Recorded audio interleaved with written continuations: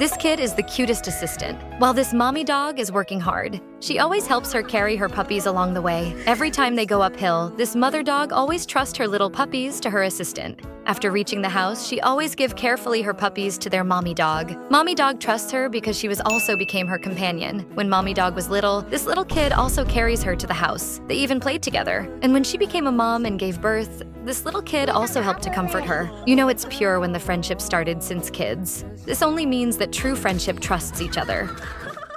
I'm imagining